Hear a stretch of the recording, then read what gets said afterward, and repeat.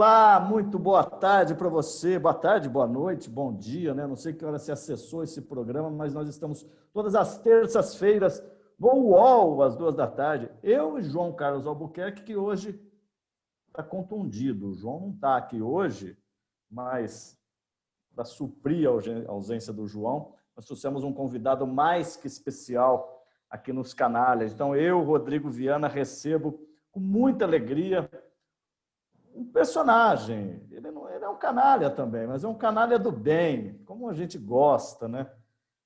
Um cara que é técnico, é coach, já foi mega campeão, às vezes se envolve em polêmica, depois desconstrói a polêmica, entende muito dessa coisa chamada futebol. René Simões, que alegria ter você aqui. Faltava você aqui no hall dos canalhas, viu, René? Aqui só vem canalha do bem, a gente estava te esperando já faz um tempo. Tudo bom, René? Tudo bem, Rodrigo. Um prazer imenso estar falando contigo. Você sabe da ligação que nós temos, do carinho um pelo outro, né? E pena que o João não está aí também, para poder abraçá-lo, dizer a mesma coisa. Interessante, porque essa palavra, né, canalha, que tem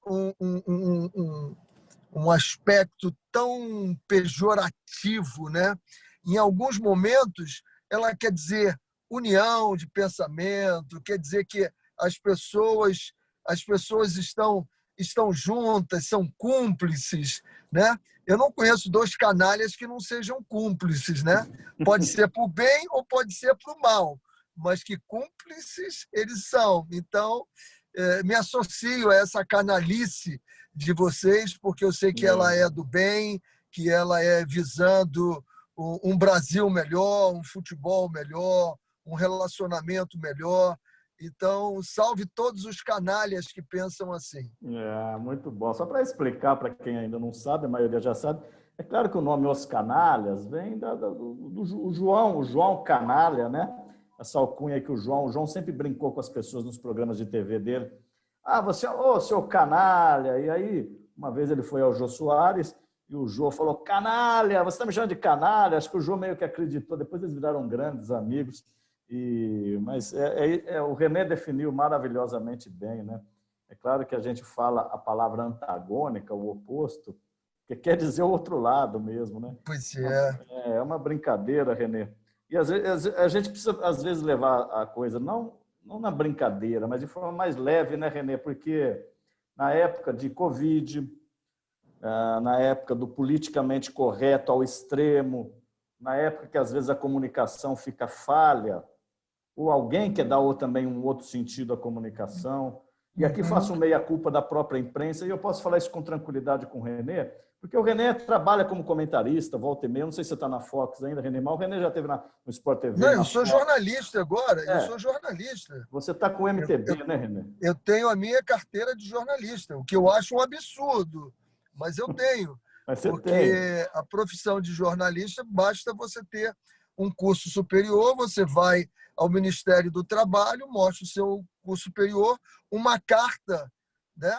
Pode ser de uma TV, pode ser de um blog, alguma coisa, e eles te dão uma carteira de jornalista. E eu sou membro, pago a minha mensalidade da Serge, pago a mensalidade da Serge. Você trabalha há um bom tempo, né, René? Quando você não está... eu tive um programa de rádio na Jamaica, né? Em 1999. Dessa aí eu não sabia. Eu tive um programa de rádio na Jamaica e eu falava de futebol e de música popular brasileira, né? Então era muito legal. As minhas filhas faziam junto comigo. Eu participei em 2 episódios de um seriado lá na Jamaica, na televisão também. E participei da Olimpíada, né? Pela Record em Londres. Eu participei da Copa do Mundo de 2010, 2014, 2018 pela Fox. 2010 fui da Sport TV também, participando, fazendo o Campeonato Brasileiro. Os donos da bola, eu estive fixo no início do ano, mas depois, por causa de horário, é um horário que para a administração dos restaurantes aqui ficava difícil, mas eu gosto muito, gosto de escrever. Eu acho uma profissão lindíssima. Quando feita de forma correta, eu acho lindíssimo. E não vejo democracia sem jornalista. Não consigo Ah, entender democracia sem um jornalismo sério, um jornalismo investigativo, um jornalismo combativo, que tenha, né, a sua capacidade de ter o pensamento crítico, observar, né, observar, questionar, né, refletir, compartilhar e depois, então, entrar em ação. Nesse jornalismo eu acredito. e olha, para quem não sabe, o René deixou escapar aí, além de jornalista, coach, que ele vai falar daqui a pouquinho, técnico de futebol, ele é um excelente gourmet, ele é dono de restaurantes lá no Rio de Janeiro, não sei se já está com 20 restaurantes aí, René, Não, não, mas, não, mas, não. mas você Em, cozinha também, em René? 2014, eu diria para você, digo, olha, eu tenho 10 restaurantes, enchi a boca. Em 2020, eu digo para vocês, olha, nós temos 7 restaurantes, Pô, mas cento tá e oitenta ótimo, e quatro sete. são associados, né? Irmãos, cunhados, genros, e uma dificuldade. Porque o Rio de Janeiro, imagine, um estado que tem 5 governadores presos, né? Soltos, mas são presos, são condenados. Então, imagine a economia desse estado. Então, desde 2014 que a gente vem sofrendo, e você tem que ser um excelente administrador. Se você for no Sebrae, a Sebrae diz o seguinte: somente 25%, se eu não me engano, conseguem resistir a um ano abertos, né?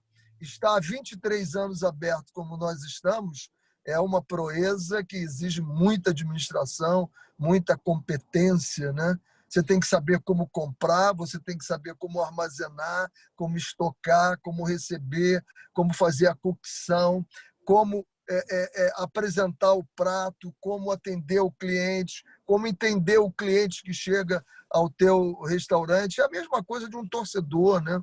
Torcedor, quando chega ao estádio, dependendo do resultado do seu time, ele chega com um humor diferente daquele que seu time está ganhando sempre. Então, você tem que entender muito bem isso.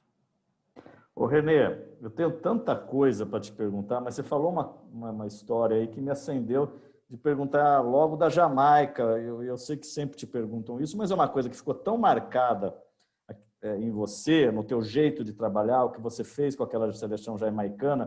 Queria que você rememorasse um pouco o povo, que às vezes tem uma molecada vindo aí, que assiste os canalhas também, que não lembra, René, o que você fez com a seleção jamaicana, que ano que foi. Conta, dá uma síntese para a Foi em gente. 1994, né? Jamaica, como diz aquele filme do bobsled, né? Era abaixo de zero, né? Aquele filme dos trenós, do carrinho, era muito abaixo de zero. O primeiro jogo que eu assisti lá foi o Wadada contra Constant Spring.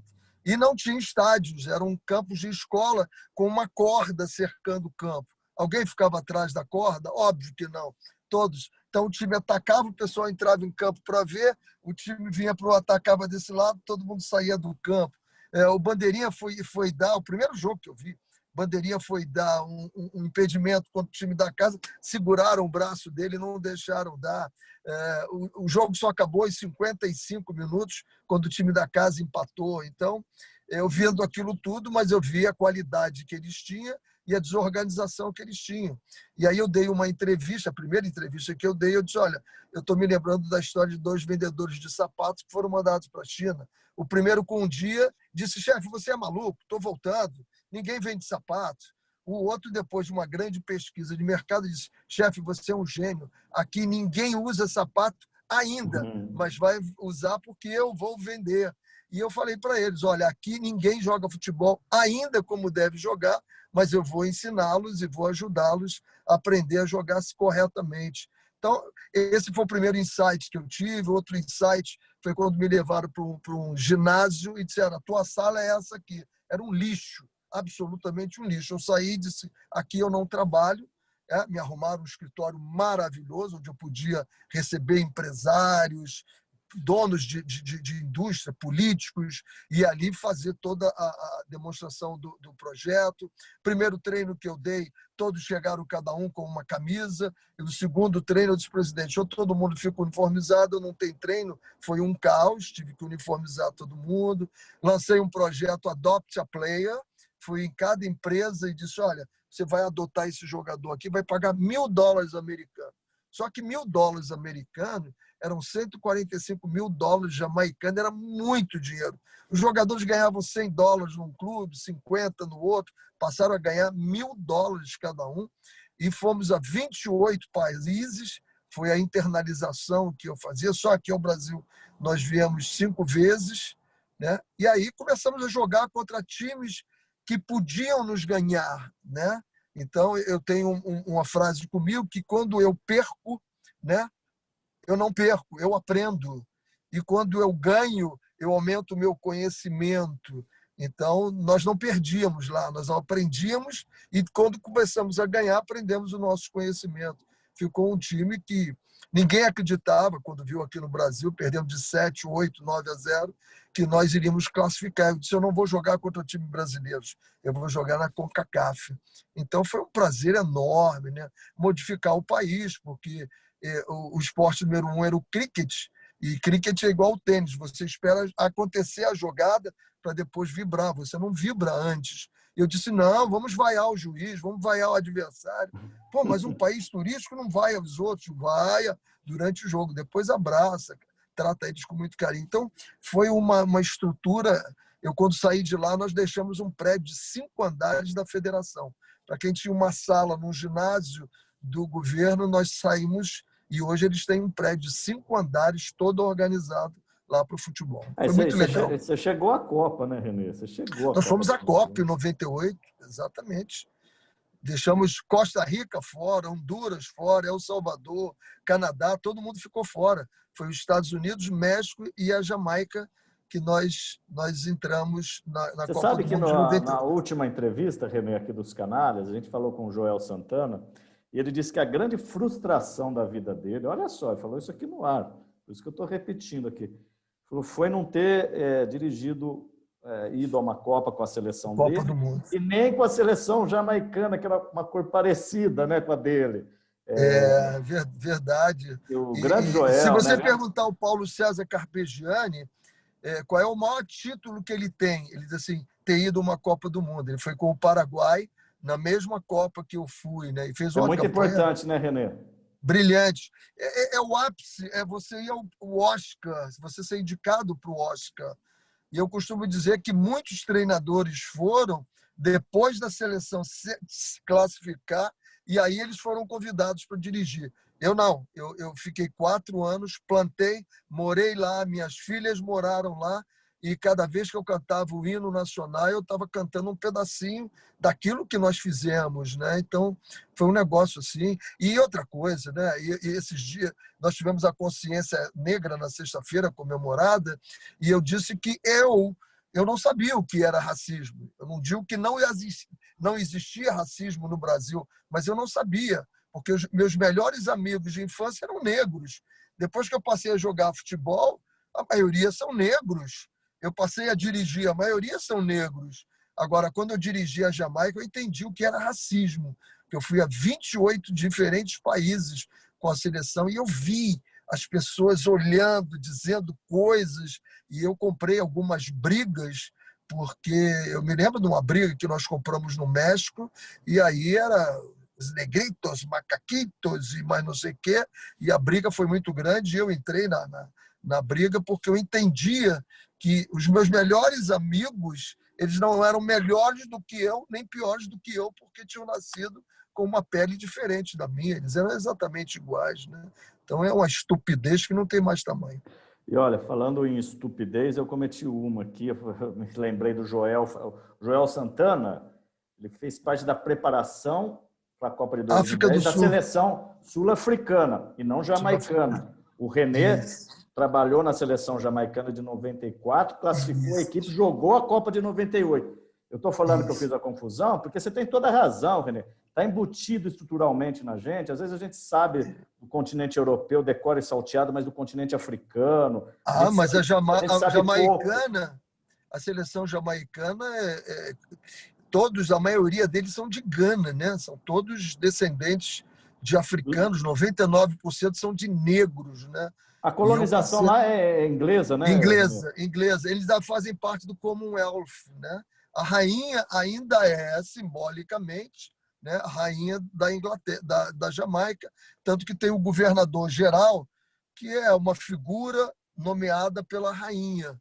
Na minha época era o Sir Howard Cook, um cara maravilhoso, maravilhoso.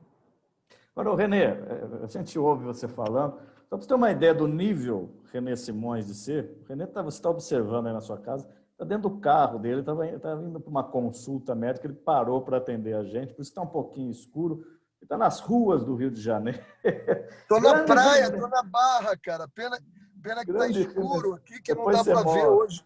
Está fechado, mas eu parei aqui, a minha médica, o prédio dele fica na praia, e aí eu avisei para ela, olha, eu ainda brinquei contigo, né, que o meu curso de Harvard, todo segundo ano, de aprendizado para dizer não para você, né? Quando eu estiver no quarto ano, eu vou dizer não para você. E aí eu liguei para ela e disse, olha, eu não vou poder ir no horário. Não tem problema nenhum, que eu estou com um paciente aí. Então tá ótimo, é muito minha amiga ela. Que bom. Ô, René, eu perguntei da Jamaica, eu vou fazer outra pergunta que ficou emblemática na tua carreira. Eu acho que são os dois trabalhos talvez mais emblemáticos, e você fez vários, até pela minha ferroviária de Araraquara você passou. Pois é, verdade. E a ferroviária de Araraquara é berço do futebol feminino no Brasil. Talvez o maior centro de treinamento esteja aqui em Araraquara, por mais que o Corinthians esteja muito bem agora, a ferroviária é o time que mais permanece em atividade. Ganhou a Libertadores. Ganhou a Libertadores.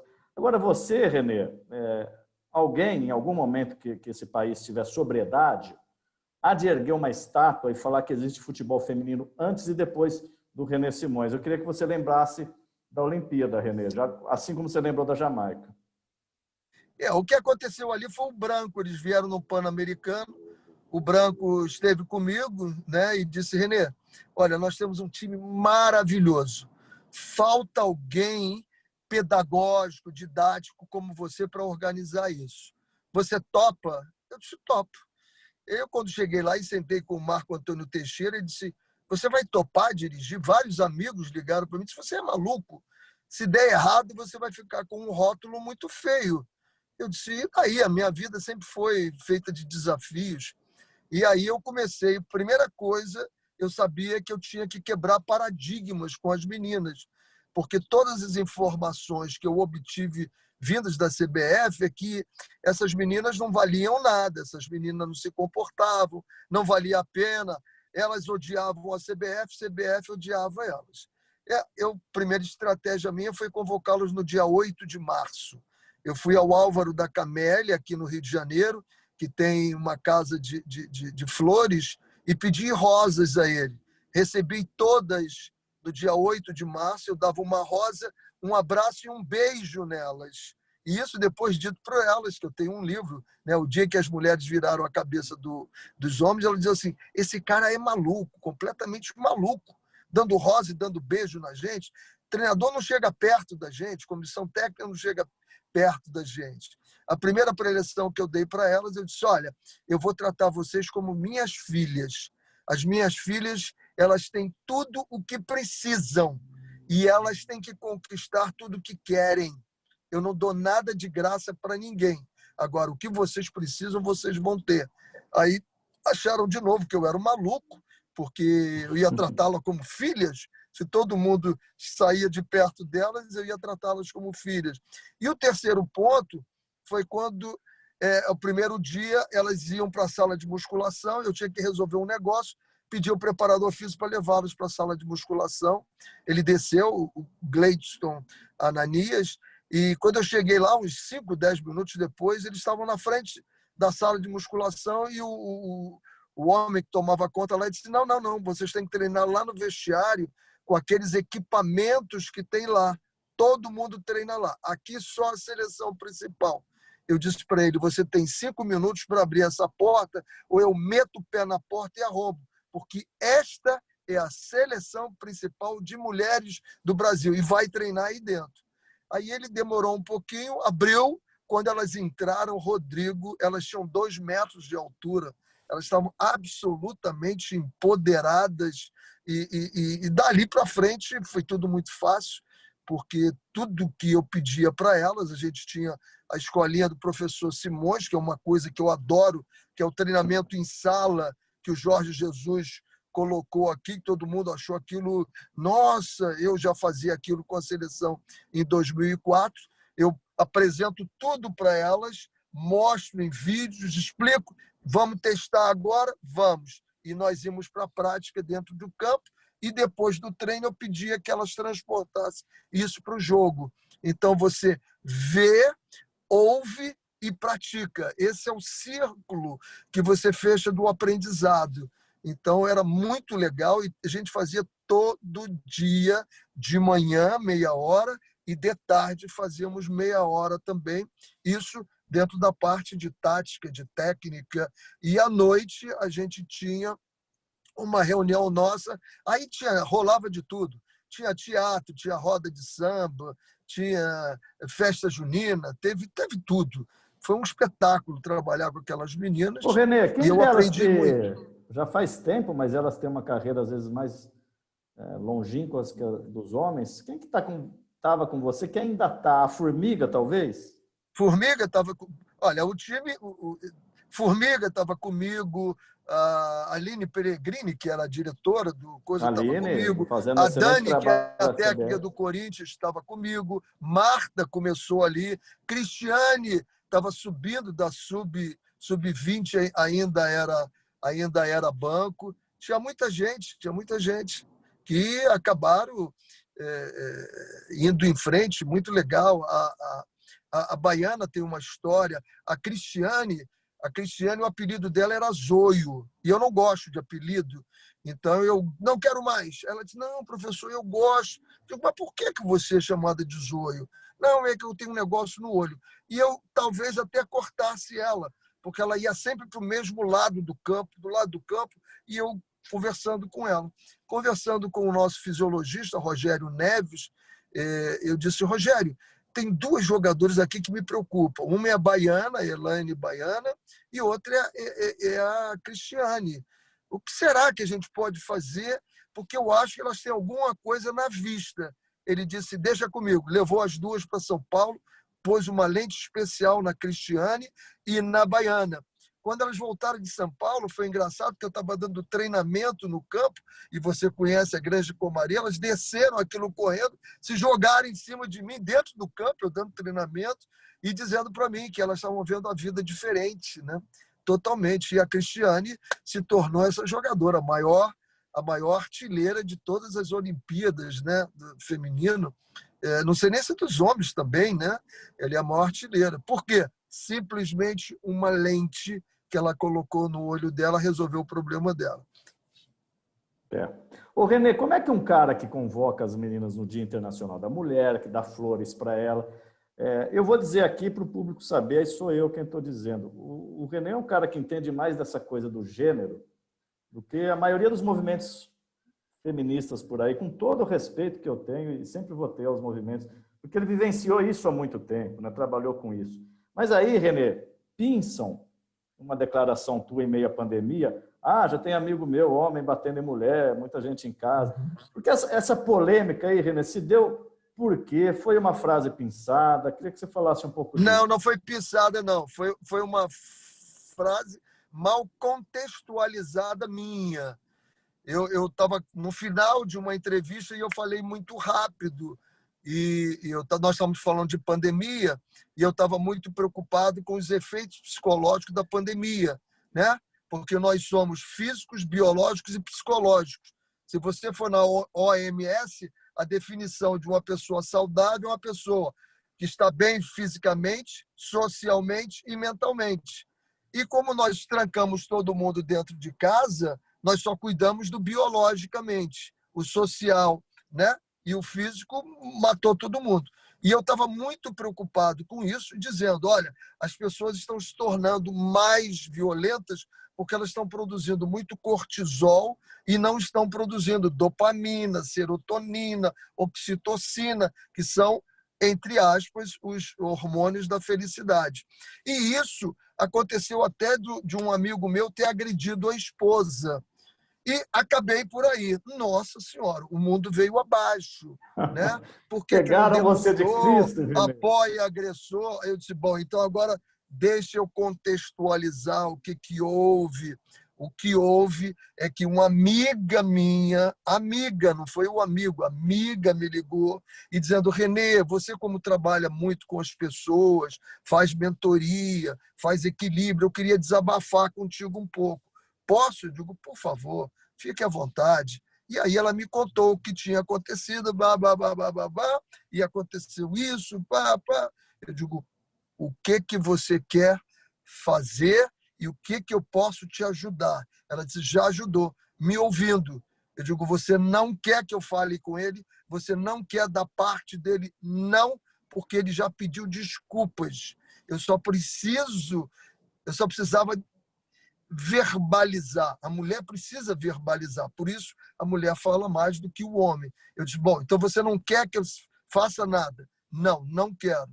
Tá bem. Ele até acabou sabendo que eu sabia da história, porque a repercussão foi muito grande. Ele imaginou que tinha sido ele, até me ligou e disse, pô, Renê, eu comecei, foi um dia. Eu digo, cara, porra, que absurdo. Ele disse, eu sei, eu já pedi desculpa. Eu digo, eu sei, ela me falou, e isso não vai acontecer nunca mais e tal. Eu digo, pô, você me botou numa enrascada que você não pode imaginar, porque todo mundo achando que eu estava te dando apoio. Eu denunciaria você se a tua mulher dissesse para mim, eu quero ir na delegacia, eu iria com ela. Porra, você ia fazer isso contra mim? Eu digo, não, não ia fazer contra você. Eu ia fazer a favor da tua mulher. Porque, porra, a gente não tem o direito de encostar numa mulher, cara. O que é isso? Então, aí eu contextualizei, pronto, aí ficou tudo resolvido. A torcida feminina do Internacional marcou uma live comigo, cara. Ah, que E aí bom. ela disse, você vai aceitar? Eu digo, claro que eu vou aceitar. E aí, porra, vieram pedras. Eu digo, bom, agora vamos contextualizar. Depois que eu contextualizei, até hoje as meninas me ligam de vez em quando e dizem assim, queria que você repercutisse isso que aconteceu. E ali foi, por Deus do céu. Eu É sou que casado há 44 anos, tenho 3 filhas, uma neta e agora ganhei um neto. Tem 6 meses, né? E trabalhei com as mulheres lá Mas viu, Renê, aqui, não é aqui, em nenhum lugar você precisa explicar, porque a sua vida pregressa, ela explica é, sozinha, por você mesmo. É claro que a gente pergunta, porque, eventualmente, o jornalismo, e você sabe disso, ele vive mesmo de manchetar, de colocar só uma é. frase, e aí, o que você diz, Tem que imitar, descontextualiza. né? Tem que imitar, né? Essa palavra também eu vou te falar. E outra coisa que ficou, e ficou forte, foi o dia que você falou do Neymar lá na Vila, naquele pênalti que o Neymar, você nunca tinha visto aquilo, era um monstro, saiu essa... E eu vou te falar um negócio, né? Às vezes eu escuto você aí pelas televisões e rádios do Brasil, eu falo, o Renê relativiza, fala que é aquele momento, explica. O Renê devia assumir isso, porque tudo que ele falou foi verdade. O Neymar é um gênio, mas ele deu problema depois, muito depois daqui, não foi uma vez. Eu podia contar a vez que ele subiu para dar soco no torcedor. O tanto, acho que estão me ligando aqui só de falar do Neymar, viu, Renê? Mas eu quero dizer que, na minha ótica, você não errou naquele momento. Você não errou. Talvez as pessoas tenham enxergado aquilo de uma forma hiperbólica, porque era o Neymar e é o Neymar, né? Agora, alguém tinha que falar, e você falou, viu, Renê? Eu queria dizer isso para você. Eu dei entrevista há pouco tempo, eles estão fazendo. Alguém está fazendo uma televisão de outro país, está fazendo um grande documentário. Estiveram na minha casa e perguntaram: você já pediu desculpas ao Neymar? Eu disse: desculpas? Claro que não, porque eu faria tudo de novo, porque as intenções ali não foram só com o Neymar, com o menino Neymar, foi com toda uma geração. Nós que somos figuras públicas temos obrigação de passar coisas importantes. E naquele momento a gente estava vivendo um deputado no Paraná. Eu, como sou torcedor coxa branca, adoro o Paraná, embora eu não seja nascido lá, eu seja carioca. Nós estamos passando por um deputado que passou por cima de um outro carro, embriagado, em altíssima velocidade, e não aconteceu nada. Então, a gente estava dando a ideia é o seguinte: se eu tenho poder, se eu tenho dinheiro, se eu tenho fama, eu posso tudo. E não é verdade isso. A vida não é feita de conveniência. A vida é feita de convivência. Uma sociedade ela só se equilibra se todos entenderem o que é convivência. E convivência é o meu direito não está acima do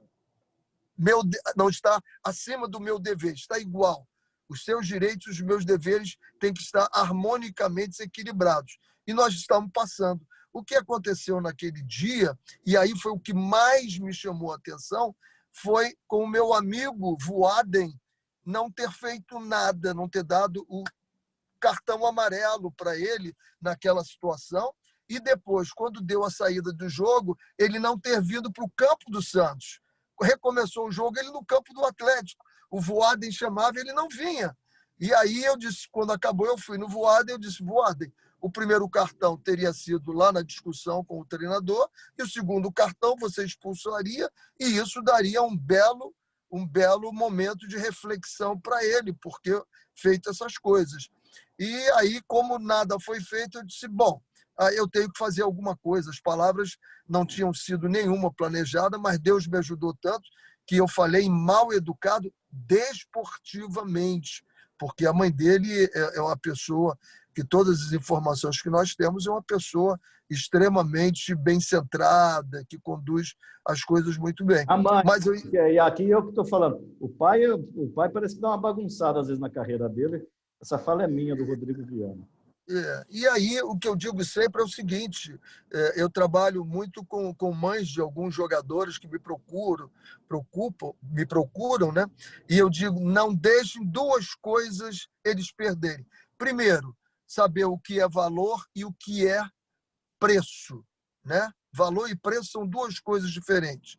Eu quero um tênis, custa R$1.000, esse é o preço. Qual é o valor? É o esforço que eu tenho que fazer para conseguir aqueles R$1.000 e comprar o tênis. Então, eu vou ter que juntar durante 5 meses R$200. Então, durante 5 meses eu deixo de ir ao cinema, eu deixo de comer alguma coisa, eu faço um sacrifício para ter aquele dinheiro, e aí, quando eu tenho aquele tênis, eu dou valor a ele. Agora, se eu não dou valor, o dinheiro vem e eu nunca fiz nenhum sacrifício, eu não dou valor às coisas, eu perco isso. Esse é um. E o outro é que as crianças não saiam de providos para provedores, porque nós crescemos sendo providos pelos nossos pais. Então, nós damos valor ao nosso pai, nós temos respeito, porque nós sabemos o que eles nos dão. O que acontece com muitas famílias é que, com 13 anos, o menino já é o provedor e o pai passa a ser o provido por ele. Então, quando quebra essa linha de hierarquia dentro de casa, ele vai para o clube e quer quebrar essa hierarquia também. Ele acha que ele pode mandar no treinador, que ele pode mandar no diretor, que ele pode mandar no juiz, e aí o comportamento dele fica desregrado e a gente perde grandes jogadores por essa simples troca dele não saber o que é uma hierarquia. E sem hierarquia, você não consegue progredir em nenhum setor da tua vida, principalmente na profissional. E você sabe, René, que você citou o seu amigo Voaden, aí eu vou citar um amigo nosso em comum, acho que seu também, que é o Dorival Júnior, que é aqui da minha cidade. Dorival. Um amigo querido meu, como você é. Meu também.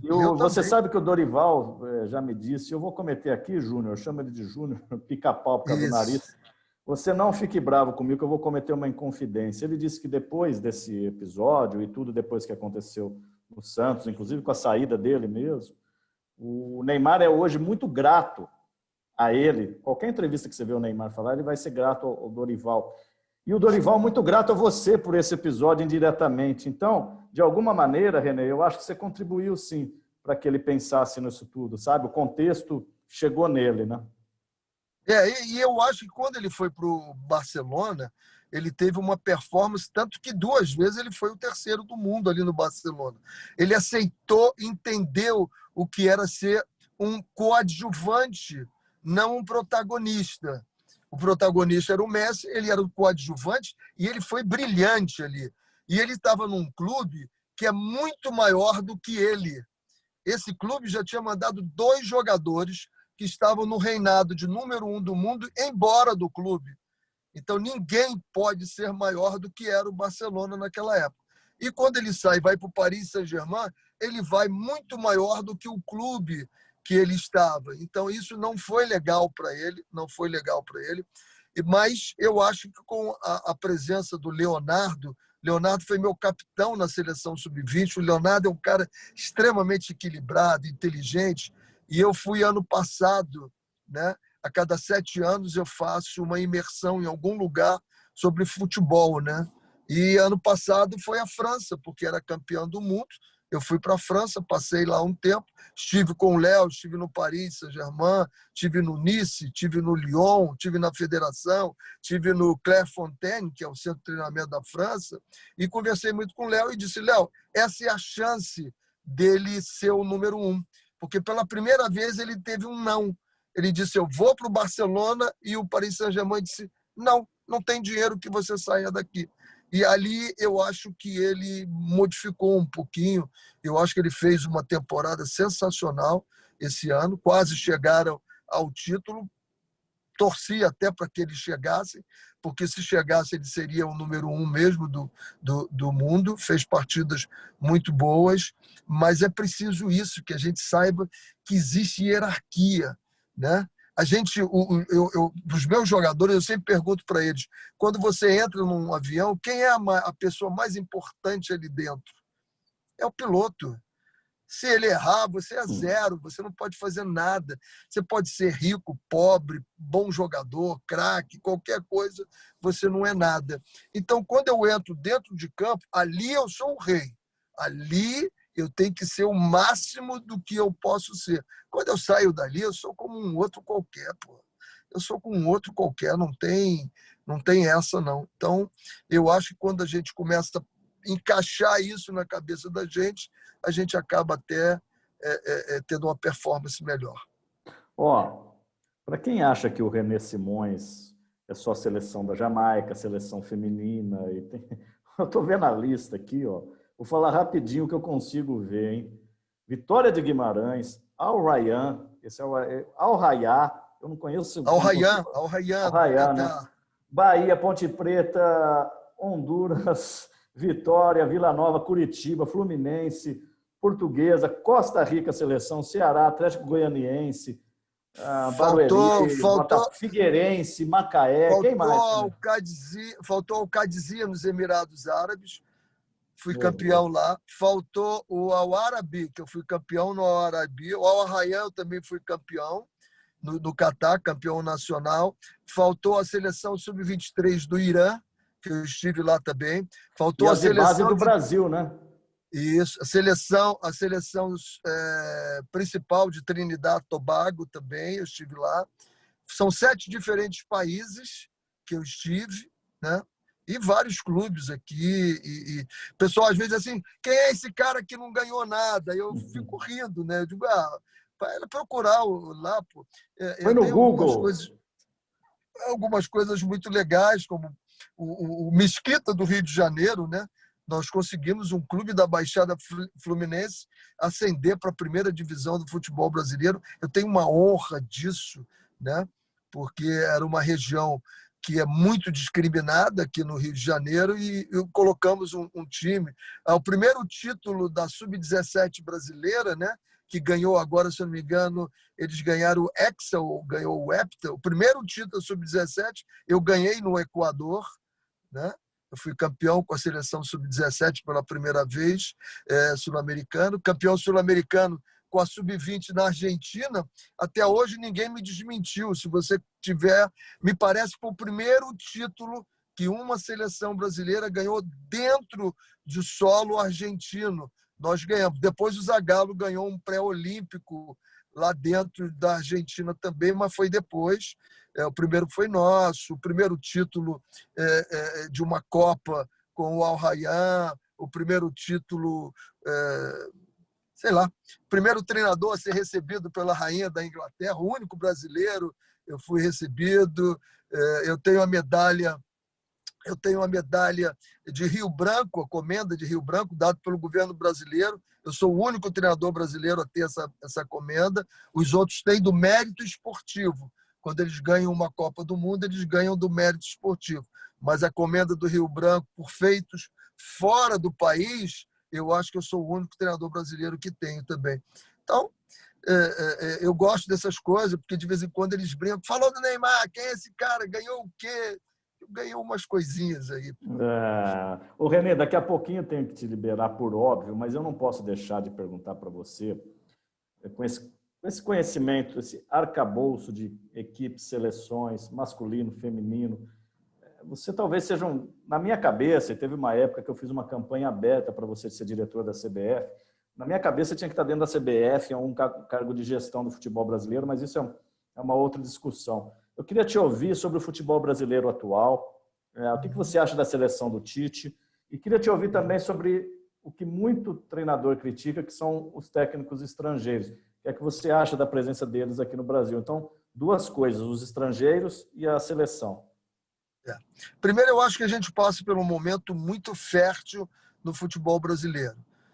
Quando você passa a questionar e procurar soluções e achar que tem problemas, 50% deles. Qualquer pessoa que vem fazer qualquer trabalho de mentoria comigo, de coach, qualquer coisa, eu digo assim, você sabe por que você está vindo?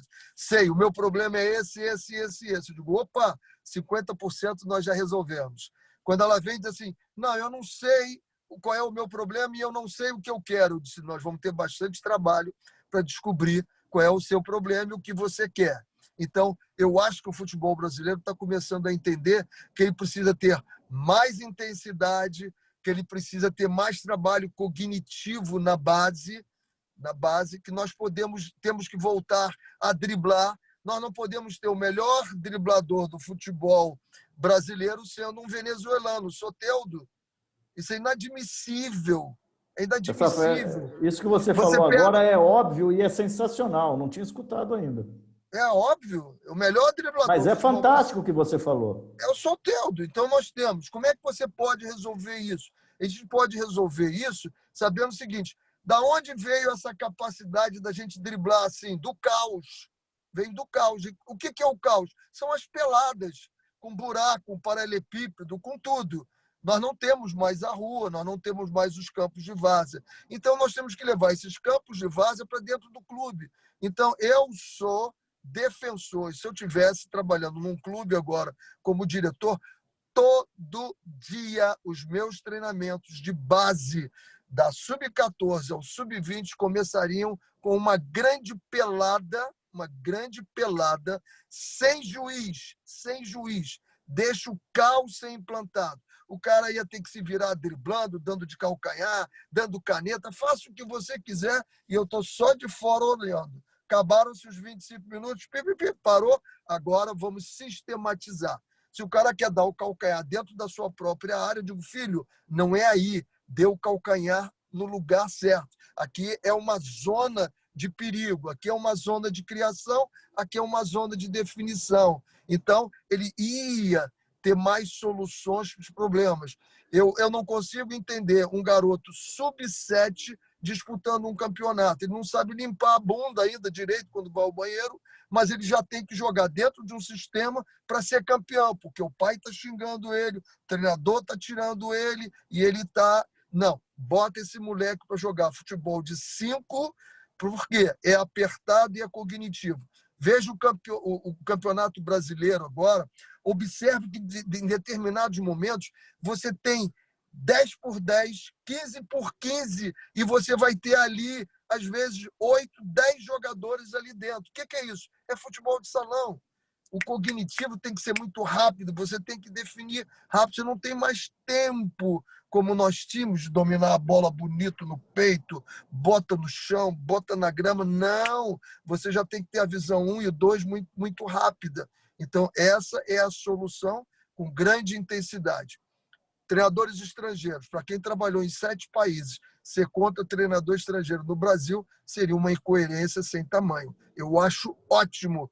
Agora, não consigo ver o radicalismo de que o treinador brasileiro não presta, não sabe nada. Quem sabe é o estrangeiro. Tem muitos estrangeiros, digo ótimo, não vão ser todos os estrangeiros campeões, nós já começamos a mandar esse estrangeiro embora, porque no Brasil é diferente, né? Você pode ter o Klopp durante 3 anos não ganhando nada, vai ganhar no 4º ano. Você pode ter o Alex Ferguson, que ficou 28 anos, mas que no primeiro ano quase caiu para a 2ª divisão, no segundo não ganhou nada, no terceiro ganhou uma copinha, no 4º ano foi campeão nacional. Lá pode, aqui não pode. O estrangeiro, o Sampaoli, foi desclassificado em tudo e não ganhou nada no Santos, e é um excelente treinador. E eu concordo que ele é um excelente treinador, mas nenhum brasileiro ficaria no Santos perdendo o que ele perdeu e só vindo a ser vice-campeão brasileiro depois. Ele não ficaria. Então, vamos tratar iguais todo mundo, que sejam diferentes, mas o tratamento tem que ser igual. Tite, qual é o maior problema de um treinador, Rodrigo? E você que acompanhou tanto a CBF, o maior problema de um treinador chama-se eliminatórias. Você sabe por quê? Ele só vai ser história, só vai fazer história no futebol brasileiro se ele não classificar para o Mundial. Porque todos se classificaram. Todos sempre se classificaram. E se ele for campeão do mundo, 5 já ganharam a Copa do Mundo, ele só faz história na seleção brasileira se ele não classificar. Porque aí ele vai ser lembrado como o único que não classificou. Então, é um trauma muito grande. O que o Tite está fazendo? Ele está garantindo a classificação, mas já montando um modelo de jogo com 5 jogadores lá na frente, empurrando o René Lodge, né? Empurrando na frente, ele faz 5, depois bota os 3 aqui, 2 aqui atrás, e depois compõe. Ele já está montando a ideia dele. Serão esses jogadores? Não sei. Pode ser até que não sejam. Mas ele tem que classificar, porra. Ah, mas ele está jogando contra a Venezuela e mantendo isso. Tá, ele está treinando, ele não tem tempo para treinar. O treinamento tem que ser um jogo, pô. Tem que ser um jogo. Então eu gosto muito dele, acho um cara extremamente honesto, que na Copa do Mundo, talvez tenha pago pela inexperiência de Copa do Mundo, não é fácil. Que conselhos eu dou a todos os treinadores que vão para uma Copa do Mundo? Tem alguém do lado de fora te passando a percepção, porque lá dentro você está dentro de um labirinto, você não consegue ver a percepção, você está vendo aquilo tudo. Então tem alguém de muita confiança vendo de fora e dizendo, os caminhos não são esses não, os caminhos são por ali. Eu perdi uma Copa do Mundo Sub-20 porque eu não dei ouvidos para o meu irmão. Na Arábia Saudita, nós tínhamos o melhor time, né? Sony Anderson, Bismarck, Leonardo, Cássio, Carlos Germano. Era um timaço, Sérgio Gil, Moacir, era lindo, Marcelo Henrique. E o meu irmão, quando eu fui para a semifinal, antes ele falou comigo, você está com um problema seríssimo no teu time. Eu tenho visto, fulano não dá bola para fulano, tem alguma briga aí que você não está conseguindo ver. E essa briga apareceu no jogo contra Portugal, o jogo que nós perdemos a semifinal. Se eu tivesse dado ouvido para ele, eu ia checar isso e aí poderia ter feito, endereçado de forma diferente, um approach diferente, talvez, porque o meu time era melhor. Portugal passou empatando, perdendo para a Arábia Saudita, e nós goleamos todo mundo. Mas, como eu fiquei com a viseira, né, só vendo aquilo ali, eu não consegui ver problemas. Então, o conselho que eu dou, e talvez o Tite tenha essa experiência agora, é de ter alguém de fora vendo para ele e dizendo, olha, tem alguma coisa aqui, tem alguma coisa ali, é importante você ter isso. Mas eu acho que ele vai fazer um grande trabalho. Ô, Renê, eu já quero encaminhar aqui o encerramento desse papo, porque a gente ficaria aqui algumas semanas sem parar conversando, que é bom demais te ouvir. O Renê é técnico, o Renê é coach, o Renê é mentor, o Renê é ser humano. Eu acho Empresário. que você é empresário, gourmet, dono de restaurante. Mas, acima de tudo, Renê, eu me recordo uma vez que eu trabalhava na TVE, antiga TVE, a TV Brasil, a gente saiu de um programa e foi até a Sentamos Lapa, lá até a no barzinho, esquina. Aí eu falei, pô, eu estou com o Renê Simões aqui. Ele falou, não, vamos sentar ali no barzinho e bater papo. E eu queria bater papo, porque eu gosto de bater papo de futebol. E o Renê sempre, há muitos anos, é sempre assim, né, Renê? Muito disponível para todo mundo. E eu acho que falta muito isso no futebol atualmente. O futebol está muito chato, está muito enquadrado, as pessoas estão muito diferentes. Você faz muita falta, viu, Renê, no futebol? E eu queria encaminhar essa última questão para fechar com isso mesmo. Você pensa em algum momento em retornar ao futebol? E se for retornar, em que posição? Porque eu vou repetir aqui o que eu já disse, e eu tenho te dito isso há alguns anos. Eu acho, Renê, que, sobretudo, você exerce um fator pedagógico mesmo, e eu acho que o Brasil necessita disso. Alguém na direção maior, no nosso futebol, sabe olhar para isso. Renê? Está por aí? Oi? Tá. É isso, Renê. Queria que você complementasse, Tô então, em cima pronto, disso. tô Você pensa pronto. em Eu tô voltar para o pronto. futebol? Estou com saudade, sim. Se tiver algum convite, eu estou pronto a voltar. E gostaria de voltar para dentro do campo, porque eu tenho... Primeiro, a minha viagem à Europa foi excelente. Eu vi muitas coisas interessantes. E depois, eu tenho lido muito, e um livro que eu estou encantado é O Poder do Hábito. É o poder do hábito. É a deixa, né? A rotina e a recompensa.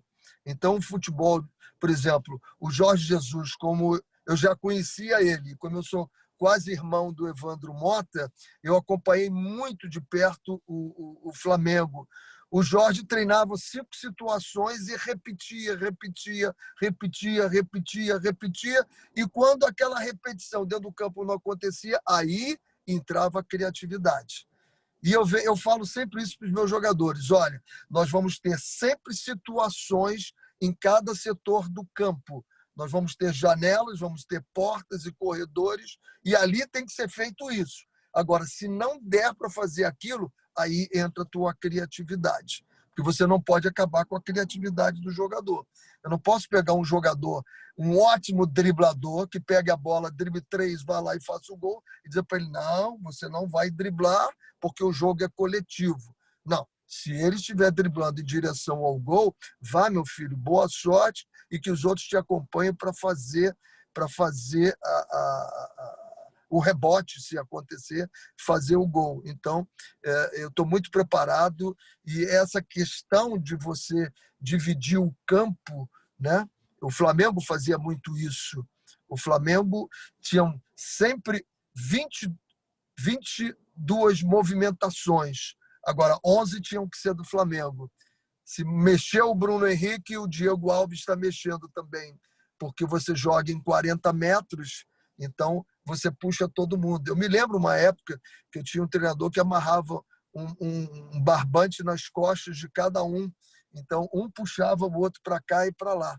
Então, o Flamengo. E o Flamengo agora, contra o Curitiba, voltou a fazer isso, né? Um time extremamente jogando em 40 metros, não em 70 como estava, correndo para trás. Correndo para trás. O Flamengo estava correndo para trás o tempo todo, e aí, em 4 jogos, se eu não me engano, ele tomou 12 gols. Acho que foi isso, foram 10 Rapidinho, gols. Renê. Eu não estou resistindo. O Domi quis inventar muito, Renê? Eu acho o seguinte, a dificuldade que ele teve foi de relacionamento. Eu vou dizer para você que nós tivemos uma Olimpíada que nós perdemos. Eu era até, em 2004, eu era até candidato a essa vaga para ser o treinador da Olimpíada. E a maioria dos jogadores vieram da onde? Do Santos e do Cruzeiro. Quem era o treinador do Cruzeiro? Vanderlei. Quem era o treinador do Santos? Leão. Então, dois de mão de ferro levavam aqueles meninos. E aí eles caíram na mão do Ricardo Gomes, que é um gentleman. Ricardo Gomes foi meu jogador com 16 anos, é fantástico. E ali os passarinhos ficaram fora da gaiola, fazendo um monte de coisa e que não aconteceu. Eu acho que o Flamengo aconteceu mais ou menos isso com o Domi, porque eu conheço muito o Jorge Jesus e ali a gaiola estava fechada, meu amigo. Ninguém podia sair daquela gaiola, não. Agora, só o seguinte, eles dentro da gaiola eles tinham um prazer enorme de estar dentro da gaiola. Aí, de repente, abriram a gaiola, eles saíram, sentiram um prazer muito maior, mas depois passaram a ter um desprazer muito imenso e uma frustração, e essa frustração resultou em algumas coisas de vestiário muito feias, que eu tive conhecimento, porque aí veio a frustração, né? Então, eu quero ser livre, mas livre sem ter responsabilidade. O outro te botava preso aqui e disse, você não vai ser tão livre, não, mas você vai ser feliz pra caramba dentro do campo. Dentro do campo você vai ser muito feliz. Aí eles se divertiam. O Flamengo fez cada gol, né? A alegria com que eles comemoravam o gol, com o banco. Então, era uma pseudo-gaiola, né? Que quando chegava dentro do campo, se solta, vai embora. Agora, não anda dentro de campo, não volta atrás da linha, não estoura à noite e chega bêbado num treino, alguma coisa, que o pau cantava com o seu Jorge Jesus. Então, tem grupos, é por isso que eu acho que o grande erro, às vezes, é você não fazer entrevistas com treinadores. Quem eu quero, né? Você vê, você contrata um camarada que era de uma linha, aí pega um outro de uma outra linha, qual é a possibilidade de dar certo isso? Muito difícil dar certo. Muito difícil dar certo. René Simões, em nome dos canalhas, um deles não está aqui agora, mas eu quero te agradecer. Você sempre que fala, não estou falando porque estou falando contigo, não, defendo isso abertamente há muito tempo. Você dá uma aula, René. Vou repetir pela terceira vez aqui. Você é necessário no futebol brasileiro. Muito obrigado. Volte aqui quando você quiser. É só me ligar e você entra aqui com os canalhas no UOL. Eu torço muito para que você volte mesmo para o campo, porque faz falta, viu, René? Você faz falta. Que legal, que legal. Tô sempre às ordens aqui para você, mas não demore muito a me chamar, porque eu vou acabar concluindo o curso, vou aprender a dizer não para você. Um abraço para todos. Abraço grande, Rodrigo. Vou para minha consulta, vou acabar perdendo a consulta. Valeu, René Simões, direto do seu carro, estacionado na Barra da Tijuca, está indo fazer uma consulta de manutenção agora. Valeu, René! Obrigado, fica com Deus. Valeu você que acompanhou aí, ó. Tchau, valeu, os canalhas indo embora, valeu. Qual?